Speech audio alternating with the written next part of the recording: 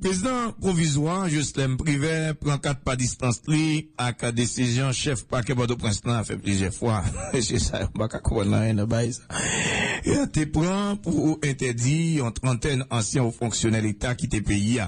Jocelyn Privé rappelé une fois encore certaines autorités dans l'État, tant qu'ancien ministre à conseil électoral pas bien pour passer devant tribunal ordinaire dans cas poursuivre pour façon de gérer l'argent de l'État.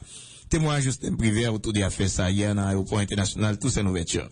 Ma position sur cette question est claire. Je rappelle une chose. Les commissaires du gouvernement sont nommés par lettre signée du ministre de la Justice et approuvée par le Premier ministre dans la mesure où il n'a pas donné délégation de signature et de pouvoir. Les commissaires ne sont pas nommés par arrêté présidentiel. Le président ne nomme pas les commissaires.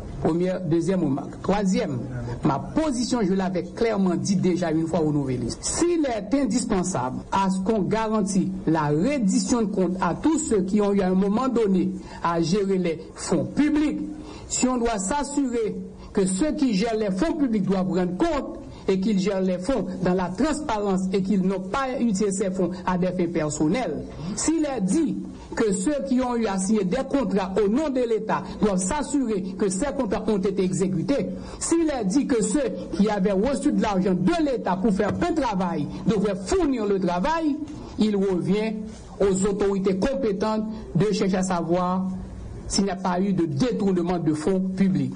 Mais cette recherche de détournement de fonds publics doit se faire dans le cadre de la loi et de la Constitution. La Cour a clairement fixé qu'un certain nombre de responsables publics ne sont passibles que de la haute cour de justice pour tous les cas de malversation, d'abus de pouvoir, de violence institutionnelle, pour tous les crimes et délits commis dans l'exercice de leurs fonctions. Ma position, c'est que les membres du gouvernement, les membres du conseil électoral, les membres de la Cour des comptes ne sont pas justiciables des tribunaux ordinaires, ils sont passibles de la haute cour de justice.